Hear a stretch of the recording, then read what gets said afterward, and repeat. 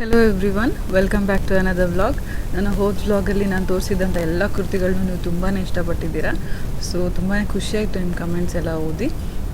ಇವತ್ತಿನ ಈ ವ್ಲಾಗಲ್ಲಿ ನೀವು ನನ್ನ ಪ್ರೆಗ್ನೆನ್ಸಿಯಲ್ಲಿ ನನ್ನ ಡಯಟ್ ರೂಟೀನ್ ಹೇಗಿದೆ, ಬೆಳಗ್ಗೆಯಿಂದ ಸಂಜೆವರೆಗೂ ನಾನು ಏನೇನೆಲ್ಲ ತಿಂತೀನಿ. ಯೂಶ್ವಲಿ ನಾನು ಪ್ರೆಗ್ನೆಂಟ್ ಆಗೋಕ್ಕೂ ಮುಂಚೆ ಕೂಡ ಇದೇ ರೀತಿ ತಿಂತಾಯಿದ್ದೆ. ಜಸ್ಟ್ ಫ್ಯೂ ಅಡಿಷ್ನಲ್ ಐಟಮ್ಸ್ನ ಇನ್ಕ್ಲೂಡ್ ಮಾಡ್ಕೊಂಡಿದ್ದೀನಿ ಅಷ್ಟೇ, ಡಾಕ್ಟರ್ ಅಡ್ವೈಸ್ ಪ್ರಕಾರ. ಸೊ ನೋಡೋಣ ಬನ್ನಿ ಏನೇನೆಲ್ಲ ಇದೆ ನನ್ನ ಡಯಟ್ ರೂಟೀನಲ್ಲಿ ಫ್ರಮ್ ಮಾರ್ನಿಂಗ್ ಟು ಈವ್ನಿಂಗ್ ಅಂತ.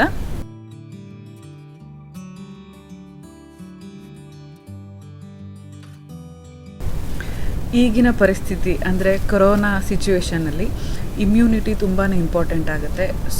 ಎಸ್ಪೆಷಲಿ ಪ್ರೆಗ್ನೆಂಟ್ ಇರೋರ್ಗಂತೂ ಇಮ್ಯುನಿಟಿ ತುಂಬಾ ಸ್ಟ್ರಾಂಗ್ ಇರಬೇಕು, ಯಾಕಂದರೆ ವೀಕ್ ಆಗ್ತಾ ಬಂದಿರುತ್ತೆ ಅವ್ರು ಪ್ರೆಗ್ನೆಂಟ್ ಆದಾಗ. ಕಾರ್ತಿಕ್ ಕೂಡ ಡೈಲಿ ಕೆಲಸ ಮಾಡೋಕ್ಕೆ ಆಫೀಸ್ಗೆ ಹೋಗ್ತಾರೆ. ಸೊ ಅವ್ರ ಇಮ್ಯುನಿಟಿ ಕೂಡ ಸ್ಟ್ರಾಂಗ್ ಇರಬೇಕು. ಅದಕ್ಕೋಸ್ಕರ ನಾವು ಎವ್ರಿ ಡೇ ಬೆಳಗ್ಗೆ ಓziva ಸೂಪರ್ ಫುಡ್ ಗ್ರೀನ್ಸ್ ಆ್ಯಂಡ್ ಹರ್ಬ್ಸ್ನ ಈ ರೀತಿ ನೀರಲ್ಲಿ ಮಿಕ್ಸ್ ಮಾಡಿ ಕುಡಿತೀವಿ. ಇದರಲ್ಲಿ ಕಂಪ್ಲೀಟ್ಲಿ ನ್ಯಾಚುರಲ್ ಇಂಗ್ರೀಡಿಯೆಂಟ್ಸ್ನೇ ಯೂಸ್ ಮಾಡಿರೋದು. ಇದು ಇಮ್ಯುನಿಟಿನ ಬೂಸ್ಟ್ ಮಾಡೋದ್ರ ಜೊತೆಗೇ ಇದು ಆಲ್ಕಲೈಸಿಂಗ್ ಡ್ರಿಂಕ್ ಆದ್ದರಿಂದ ಇದು ನಿಮ್ಮ ಸ್ಕಿನ್ ಹೆಲ್ತು ಮತ್ತು ಪಿಂಪಲ್ಸ್, ಆ್ಯಕ್ನೆ ಅದನ್ನು ಕೂಡ ರೆಡ್ಯೂಸ್ ಮಾಡಿ ನಿಮ್ಮ ಸ್ಕಿನ್ನ ಚೆನ್ನಾಗಿಟ್ಕೊಳ್ಳೋದಕ್ಕೆ ಹೆಲ್ಪ್ ಮಾಡುತ್ತೆ. ನಿಮಗೆ ಇಂಡೈಜೆಷನ್ ಪ್ರಾಬ್ಲಮ್ ಇದ್ದರೂ ಕೂಡ ಇದು ನಿಮ್ಮ ಬಾಡಿಯಲ್ಲಿರೋ ಆ್ಯಸಿಡ್ ಕಂಟೆಂಟ್ನ ಕಡಿಮೆ ಮಾಡಿ ಟಾಕ್ಸಿನ್ಸ್ನ ಎಲ್ಲ ಎಕ್ಸೆಸ್ ಆ್ಯಸಿಡ್ನ ಎಲ್ಲ ನಿಮ್ಮ ಬಾಡಿಯಿಂದ ಎಲ್ಲ ಕಿತ್ತಾಕುತ್ತೆ. ಇದು ಒಂದು ಸರ್ವಿಂಗ್ ಅಂದರೆ ನೀವು ಒಂದು ಸತಿ ಇದನ್ನು ಕುಡಿದ್ರೆ ನೀವು 10 ಬೌಲ್ಸ್ ಆಫ್ ಗ್ರೀನ್ಸ್ನ ತಿಂದಷ್ಟು ಪವರ್ಫುಲ್ಲು, ಎಫೆಕ್ಟಿವು. ನನಗೆ ಡಾಕ್ಟರು ಆದಷ್ಟು ಗ್ರೀನ್ ವೆಜಿಟೇಬಲ್ಸ್, ಗ್ರೀನ್ ಲೀವ್ಸ್ನ ತಿನ್ನೋಕ್ಕೆ ಹೇಳಿದ್ದಾರೆ.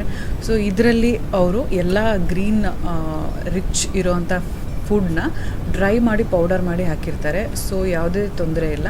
ಡೈರೆಕ್ಟಾಗಿ ಇದನ್ನು ನೀರಲ್ಲಿ ಮಿಕ್ಸ್ ಮಾಡಿಕೊಡಿದ್ರೆ ತುಂಬಾ ಬೆನಿಫಿಷಿಯಲು. ನಿಮ್ಮ ಬಾಡಿನ ಕಂಪ್ಲೀಟಾಗಿ ಕ್ಲೀನ್ ಮಾಡೋದ್ರ ಜೊತೆಗೆ, ರಿಪೇರ್ ಮಾಡೋದ್ರ ಜೊತೆಗೆ ಸೆಲ್ಸ್ನು ಕೂಡ ರೀಜನ್ರೇಟ್ ಮಾಡುತ್ತೆ.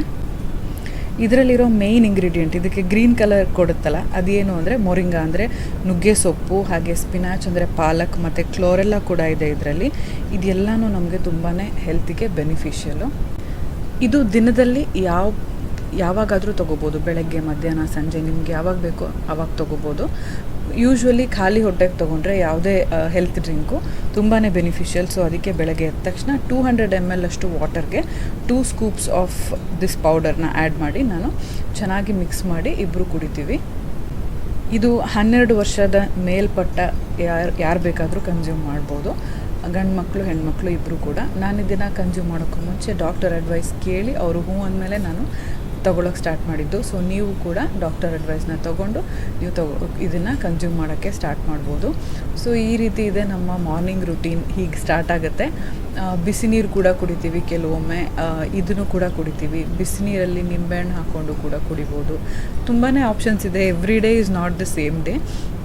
ಬೋರ್ ಆದಾಗ ನಾವು ಸ್ವಲ್ಪ ಆಲ್ಟ್ರೇಷನ್ಸ್ ಮಾಡ್ಕೋತಾ ಇರ್ತೀವಿ.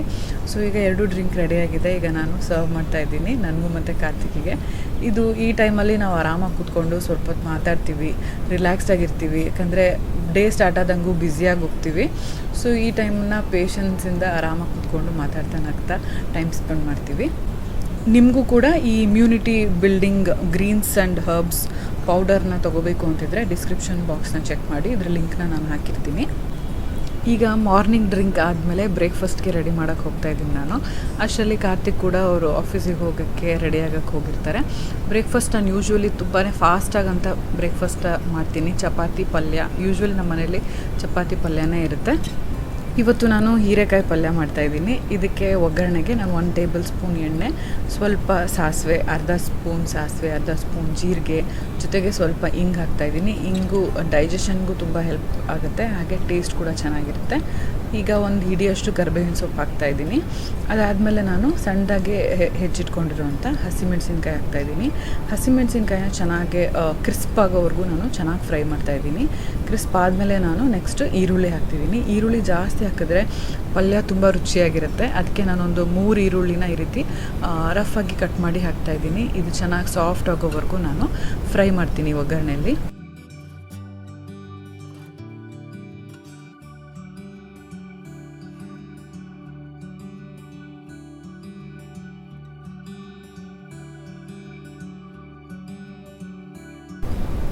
ಈರುಳ್ಳಿ ಬೇಗ ಸಾಫ್ಟ್ ಆಗಲಿ ಅಂತ ನಾನು ಉಪ್ಪನ್ನು ಈಗಲೇ ಆ್ಯಡ್ ಮಾಡ್ತಾಯಿದ್ದೀನಿ. ನಿಮಗೆ ಎಷ್ಟು ಬೇಕೋ ರುಚಿ ನೋಡಿಕೊಂಡು ಉಪ್ಪನ್ನು ಆ್ಯಡ್ ಮಾಡ್ಕೋಬೋದು. ಸ್ವಲ್ಪ ಅರಿಶಿನದ ಪುಡಿ ಹಾಕ್ತಾಯಿದ್ದೀನಿ. ಇದಕ್ಕೆ ನಾನು ಯಾವುದೇ ರೀತಿ ಖಾರದ ಪುಡಿ, ಸಾಂಬಾರು ಪುಡಿ ಹಾಕ್ತಾಯಿಲ್ಲ. ಇದು ತುಂಬಾ ಸಿಂಪಲ್ ಟೇಸ್ಟಿ ರೆಸಿಪಿ. ಈಗ ನಾನು ಅರಿಶಿನದ ಪುಡಿ ಮತ್ತು ಉಪ್ಪು ಕೂಡ ಎಲ್ಲ ಚೆನ್ನಾಗಿ ಮಿಕ್ಸ್ ಮಾಡ್ತಾಯಿದ್ದೀನಿ.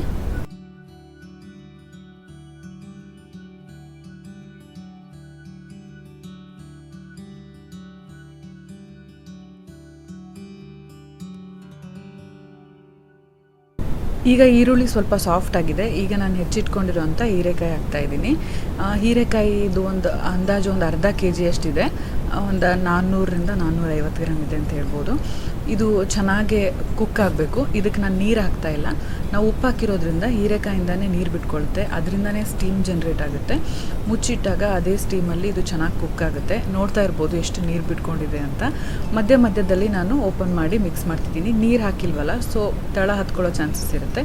ಅದಕ್ಕೆ ನಾನು ಮಧ್ಯದಲ್ಲಿ ಈ ರೀತಿ ತೆಗೆದು ಮಿಕ್ಸ್ ಮಾಡಿ ಕುಕ್ ಮಾಡ್ತಾಯಿದ್ದೀನಿ. ಒಂದು 10 to 15 ಮಿನಿಟ್ಸ್ ನಾನು ಲೋ ಟು ಮೀಡಿಯಮ್ ಫ್ಲೇಮಲ್ಲಿಟ್ಟು ಇದನ್ನು ಕುಕ್ ಮಾಡ್ತಿದ್ದೀನಿ.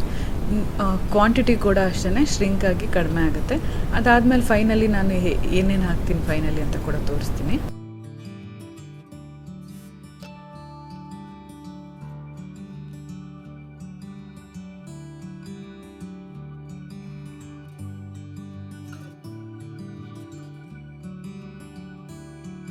ಈ ನಡುವೆ ನಮ್ಮ ಮನೇಲಿ ಪವರ್ ಕಟ್ ಪ್ರಾಬ್ಲಮ್ ಸ್ವಲ್ಪ ಜಾಸ್ತಿ ಆಗಿದೆ. ಸೊ ನಿಮ್ಗೆ ಅವಾಗವಾಗ ಲೈಟ್ ಸ್ವಲ್ಪ ಹೋಗೋದು ಬರೋದು ಆಗ್ತಿರ್ಬೋದು, ಪವರ್ ಬರೋದು ಹೋಗೋದು. ಸೊ ಅಡ್ಜಸ್ಟ್ ಮಾಡ್ಕೊಳ್ಳಿ. ಈಗ ಚೆನ್ನಾಗಿ ಕುಕ್ ಆಗಿದೆ, ಹೀರೆಕಾಯಿ ಎಲ್ಲ ಬೆಂದಿದೆ. ಈಗ ನಾನು ಇದಕ್ಕೆ ಒಂದು ಹಿಡಿಯಷ್ಟು ಕಾಯಿ ತುರಿ ಹಾಕ್ತಾಯಿದ್ದೀನಿ. ಕಾಯಿ ತುರಿ ಆದಮೇಲೆ ಸ್ವಲ್ಪ ಕೊತ್ತಂಬರಿ ಸೊಪ್ಪು ಹಾಕ್ತಾಯಿದ್ದೀನಿ. ಅದಾದಮೇಲೆ ನಾನು ಒಂದು ಆಪ್ಷನಲ್ ಪೌಡರ್ ಹಾಕ್ತಾಯಿದ್ದೀನಿ. ಇದು ಹಾಕಿದ್ರೆ ಹಾಕ್ಬೋದು, ಬಿಟ್ಟರೆ ಬಿಡ್ಬೋದು. ಇದು ನಾರ್ತ್ ಕರ್ನಾಟಕದವರು ಜಾಸ್ತಿ ಯೂಸ್ ಮಾಡುವಂಥ ಪೌಡರ್ ಇದು. ಇದನ್ನು ಅಮ್ಮ ನನಗೆ ಮಾಡಿಕೊಟ್ಟು ಹೋಗಿದ್ದಾರೆ. ಇದನ್ನು ಇಟ್ಕೊಂಡಿರ್ತೀನಿ ನಾನು ಯಾವ ಥರ ಈ ಥರ ಡ್ರೈ ಪಲ್ಯ ಮಾಡಿದಾಗ ಹಾಕೋಕ್ಕೆ ಅಂತ. ಇದರಲ್ಲಿ ಹುರ್ಗಡ್ಲೆ, ಶೇಂಗಾ ಬೀಜ ಮತ್ತು ಹುಚ್ಚೆಳ್ಳು ಇದನ್ನೆಲ್ಲ ಚೆನ್ನಾಗಿ ರೋಸ್ಟ್ ಮಾಡಿ ಪೌಡರ್ ಮಾಡಿ ಇಟ್ಟಿದ್ದಾರೆ. ಇದನ್ನು ಯಾವುದೇ ಪಲ್ಯಕ್ಕೆ ಹಾಕಿದ್ರೆ ಒಳ್ಳೆ ಟೇಸ್ಟ್ ಕೊಡುತ್ತೆ, ಹಾಗೆ ಟೆಕ್ಸ್ಚರ್ ಕೂಡ ಚೆನ್ನಾಗಾಗುತ್ತೆ, ಥಿಕ್ನೆಸ್ ಕೂಡ ಕೊಡುತ್ತೆ. ಕಾರ್ತಿಕಿಗೆ ಈ ರೀತಿ ಡ್ರೈ ಪಲ್ಯಗಳು ತುಂಬ ಇಷ್ಟ. ನಾನು ಬೀನ್ಸ್ ಪಲ್ಯ ಇದೇ ರೀತಿ ಮಾಡ್ತೀನಿ, ಪಡವಲಕಾಯಿ ಪಲ್ಯ ಕೂಡ ಇದೇ ರೀತಿ ಮಾಡ್ತೀನಿ, ಮಿಕ್ಸ್ ತರಕಾರಿ ಪಲ್ಯ ಕೂಡ ಚೆನ್ನಾಗಾಗುತ್ತೆ ಈ ರೀತಿ ಮಾಡಿದ್ರೆ. ನೋಡಿ, ನೀವು ಯಾವ ವೆಜಿಟೇಬಲ್ ಇಷ್ಟನೋ ಅದನ್ನು ಈ ರೀತಿ ಮಾಡಿ ನೋಡಿ. ರೆಸಿಪಿ ಹೇಗಿತ್ತು, ಮನೇಲಿ ಎಲ್ರಿಗೂ ಇಷ್ಟ ಆಯಿತಾ ಅಂತ ನನಗೆ ಕಮೆಂಟ್ಸಲ್ಲಿ ಬರ್ತಿಲ್ಸೋದನ್ನು ಮರಿಬೇಡಿ. ನೋಡ್ತಾ ಇರ್ಬೋದು ಪವರ್ ಕೂಡ ಬಂದಿದೆ, ನಿಮಗೆ ಚೆನ್ನಾಗಿ ಕಾಣಿಸ್ತಾ ಇದೆ. ಎಲ್ಲನೂ ಮಿಕ್ಸ್ ಆಗಿದೆ, ಕುಕ್ ಆಗಿದೆ. ಎಲ್ಲ ಪೌಡರು, ಕಾಯಿ ತುರಿ ಎಲ್ಲ ಹಾಕಿದ್ಮೇಲೆ ನಾನು ಒಂದು 2 ಮಿನಿಟ್ಸ್ ಸಿಮ್ ಮಾಡಿ ಮುಚ್ಚಿಟ್ಟಿದ್ದೆ ಅಷ್ಟೇ, ಎಲ್ಲ ಹೊಂದ್ಕೊಳ್ಳಿ ಅಂತ. ಈಗ ರೆಡಿಯಾಗಿದೆ. ನಾನು ಬ್ರೇಕ್ಫಾಸ್ಟ್ನ ಸರ್ವ್ ಮಾಡ್ತೀನಿ. ಸೊ ಇದ್ರ ಜೊತೆ ತಿನ್ನೋಕ್ಕೆ ಈಗ ಚಪಾತಿ ಮಾಡೋಕ್ಕೆ ಅಂತ ತವ ಇಟ್ಕೊತಾ ಇದ್ದೀನಿ. ಚಪಾತಿ ನಾವು ಆಲ್ಮೋಸ್ಟ್ ಒಂದೊಂದು ದಿನ 3 ಹೊತ್ತು ಚಪಾತಿನೇ ತಿಂತೀವಿ. ಯಾಕಂದರೆ ಆದಷ್ಟು ರೈಸ್ನ ಕಡಿಮೆ ಊಟ ಮಾಡೋಕ್ಕೆ ಹೇಳಿದ್ದಾರೆ ಡಾಕ್ಟರು. ಒಂದಿನಕ್ಕೆ ಒಂದು ಸಲ ತಿನ್ಬೋದು ಮ್ಯಾಕ್ಸಿಮಮ್ ಅಂತ ಹೇಳಿದ್ದಾರೆ. ಬಟ್ ನಾವು ಮುಂಚೆಯಿಂದನೂ ನಾವು 3 ಹೊತ್ತು ಚಪಾತಿನೇ ತಿಂದು ಅಭ್ಯಾಸ ಆಗಿದೆ. ವೀಕೆಂಡ್ಸ್ ಮಾತ್ರ ನಾವು ಯಾವುದಾನ ಬಿರಿಯಾನಿ, ಘೀ ರೈಸ್ ಈ ರೀತಿ ಸ್ಪೆಷಲ್ ಮಾಡಿದಾಗ, ಪಲಾವ್ ಮಾಡಿದಾಗ ರೈಸ್ ಮಾಡ್ತೀವಿ. ಯೂಶ್ವಲಿ ಅನ್ನ ಸಾರು ಈ ರೀತಿ ನಾವು ಮಾಡೋದು ಕಡಿಮೆನೇ. ಅಪರೂಪಕ್ಕೆ ಅನ್ನ ರಸಮ್, ಅನ್ನ ಸಾಂಬಾರು ಮಾಡ್ತೀವಿ. ನಮ್ಮ ಮದರ್ಗೆ ಡಯಾಬಿಟಿಸ್ ಇರೋದ್ರಿಂದ ಪ್ರೆಗ್ನೆನ್ಸಿ ಟೈಮಲ್ಲಿ ಡಯಾಬಿಟಿಸ್ ಬರೋ ಚಾನ್ಸಸ್ ಇರುತ್ತೆ. ಸೊ ಬಂದ ಮೇಲೆ ಕಷ್ಟಪಡೋದಕ್ಕಿಂತ ಬರ್ದಂಗೆ ತಡೆಯೋದು ಒಳ್ಳೆಯದು ಅಂತ ನಾವು ತುಂಬ ಸ್ಟ್ರಿಕ್ಟಾಗಿ ಈ ರೀತಿ ಚಪಾತಿನೇ ತಿನ್ಕೊಂಡು ಫಾಲೋ ಮಾಡ್ತಾಯಿದ್ದೀವಿ. ಸೊ ಚಪಾತಿ ಎಲ್ಲ ರೆಡಿಯಾಗಿದೆ. 2 ಚಪಾತಿ ಮಾಡಿದ್ದೀನಿ. ಚಪಾತಿ ಜೊತೆ ತುಂಬ ಚೆನ್ನಾಗಿರುತ್ತೆ. ನೀವು ಬೇಕಂದರೆ ಎಣ್ಣೆ ಹಾಕಿ ಪರೋಟ ಥರ ಕೂಡ ಮಾಡ್ಕೋಬೋದು. ಸೊ ಇಷ್ಟ ಆಗಿದೆ ಅಂದ್ಕೊಂಡಿದ್ದೀನಿ. ಟ್ರೈ ಮಾಡಿದ್ಮೇಲೆ ಹೇಳೋದನ್ನು ಮರಿಬೇಡಿ ಹೇಗಾಗಿತ್ತು ಅಂತ.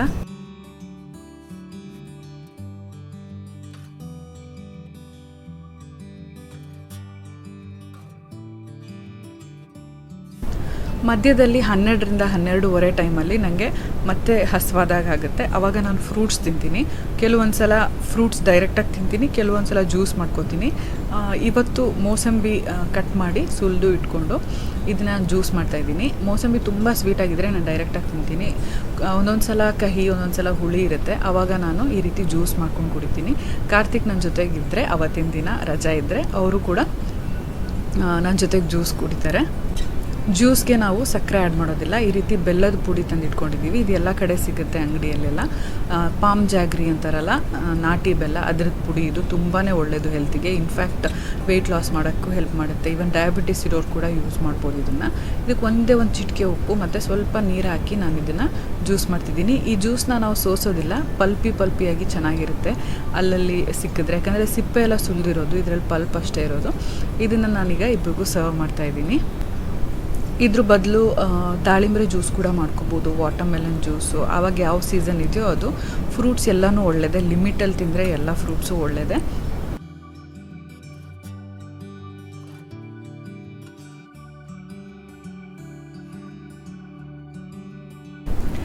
ಈಗ ಜ್ಯೂಸ್ ಎಲ್ಲ ಆದಮೇಲೆ ನಾನು ಮಧ್ಯಾಹ್ನದ ಅಡುಗೆಗೆ ರೆಡಿ ಮಾಡ್ತಾಯಿದ್ದೀನಿ. ನಾನು ಆ್ಯಕ್ಚುಲಿ ಇದರ ರೆಸಿಪಿ ಕಂಪ್ಲೀಟಾಗಿ ವೀಡಿಯೋ ಮಾಡಿದ್ದೆ, ಬಟ್ ಫುಟೇಜ್ ಮಿಸ್ ಆಗೋಗಿದೆ. ಏನೋ ಪ್ರಾಬ್ಲಮ್ ಆಗಿರ್ಬೇಕು ಫೋನಲ್ಲಿ. ಸೊ ಅದ್ರ ಜೊತೆಗೆ ನಾನು ಚಪಾತಿ ಮಾಡ್ತಾಯಿದ್ದೀನಿ. ನಾನು ಕಡಲೆಕಾಳು ಗ್ರೇವಿ ಮಾಡಿದ್ದೀನಿ. ನಾನು ಚೋಲೆ ಮಸಾಲ ಕೂಡ ಮಾಡ್ತಾಯಿರ್ತೀನಿ, ಚಣಾ ಮಸಾಲ ಕೂಡ ಮಾಡ್ತಿರ್ತೀನಿ. ಇದು ಚಣಾ ಮಸಾಲ ರೆಸಿಪಿ ತುಂಬಾ ಈಸಿಯಾಗಿತ್ತು, ಬಟ್ ಯಾಕೋ ಫುಟೇಜ್ ಮಿಸ್ ಆಗಿದೆ. ಇಟ್ಸ್ ಓಕೆ, ನಾನು ನೆಕ್ಸ್ಟ್ ಟೈಮ್ ಮಾಡಿದಾಗ ಡೆಫಿನೆಟ್ಲಿ ಶೇರ್ ಮಾಡ್ತೀನಿ. ಬೇಗ ದಿಢೀರಂತ ಆಗೋವಂಥದ್ದು ಕಡಲೆಕಾಳ್ದು. ಇದ್ರ ಜೊತೆ ಕೂಡ ನಾನು ಚಪಾತಿ ಮಾಡಿಟ್ಟಿದ್ದೀನಿ. ಈಗ ಮಧ್ಯಾಹ್ನದ ಊಟಕ್ಕೆ ಸರ್ವ್ ಮಾಡೋಕ್ಕೆ ಹೋಗ್ತಾಯಿದ್ದೀನಿ. ಯೂಶ್ವಲಿ ಕಡಲೆಕಾಳು ಗ್ರೇವಿ ತಿಕ್ಕಾಗಿ ಮಾಡೋಕ್ಕೆ ಹೋದಾಗ ಕೆಲವರು ನೀರು ಬಿಟ್ಕೊಳ್ಳುತ್ತೆ, ಗ್ರೇವಿಯಿಂದ ನೀರು ಸಪ್ರೇಟು ಮಸಾಲೆ ಸಪ್ರೇಟ್ ಆಗುತ್ತೆ ಅಂತಾರೆ. ಇದಕ್ಕೆ ನಾವು ಕಾಯಿ ಕೂಡ ಯೂಸ್ ಮಾಡಿಲ್ಲ. ಕಾಯಿ ಯೂಸ್ ಮಾಡ್ದಲೇ ಇದು ಈ ರೆಸಿಪಿ ಹೇಗೆ ಮಾಡೋದು ಅಂತ ನಾನು ಆದಷ್ಟು ಬೇಗ ನಿಮ್ಮ ಜೊತೆಗೆ ಶೇರ್ ಮಾಡ್ತೀನಿ.